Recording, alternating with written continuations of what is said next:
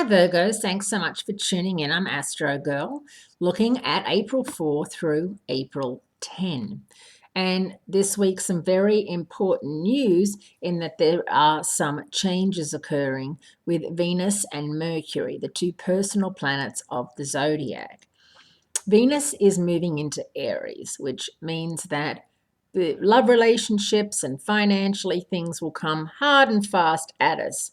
Venus has been in Pisces for quite some time, the sign she's happiest in and exalted in. And so she's not going to particularly like being wrenched out of Pisces and thrown into Aries, who's a bit of a rabble rouser. However, Mercury is moving into Taurus, your fellow Earth sign, in your ninth house of higher education, overseas travel, and philosophy. So that's going to be a nice place for it to be. And know that it's going to be there for 9 weeks. Mercury, your ruler, the planet of communication and clear thinking, is going out of phase or retrograde April 28 through May 21st. And this is the second time Mercury's gone retrograde this year. It goes out of phase 4 times.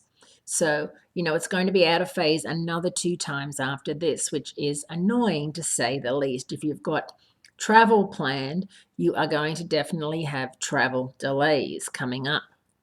So get ready for a bumpy ride because the celestial lineup for this week includes 2 planets entering new signs, a supermoon, and the sun making once-a-year connections to 3 different planets.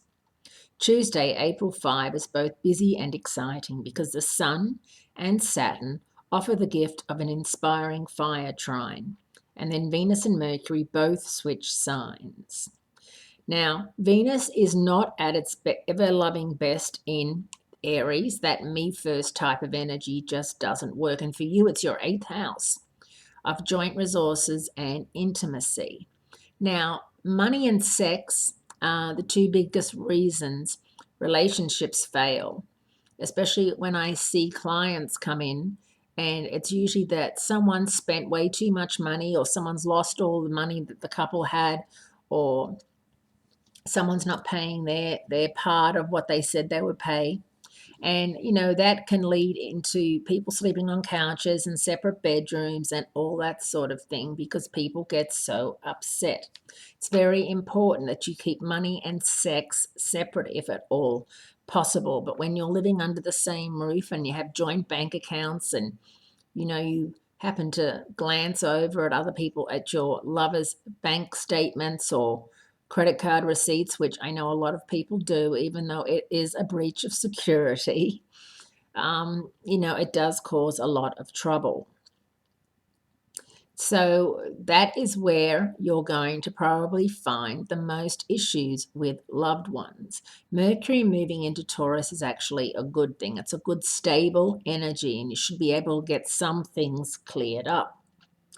So on Wednesday, April 6th, the Sun makes a square to Pluto that can bring up past conflicts again.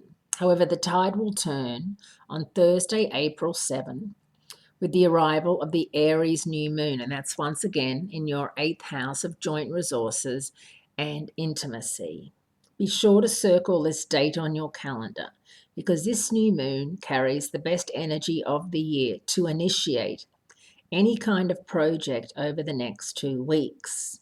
On Saturday, April 9, the fiery Aries Sun and unpredictable Uranus meet for their annual conference call, which can result in a game-changing plan. Between sign changes, sun connections, and a new moon, this week is a time when the window of possibilities is wide open, and that's always a good thing to hear. So keep your options open. Be careful what you say and how you say it. Tone is very important. And whatever you do, don't argue with your other half about money because there's no point arguing. You've simply got to work things out. Have a great week. Great speaking to you. And I look forward to speaking to you again next week, Virgos.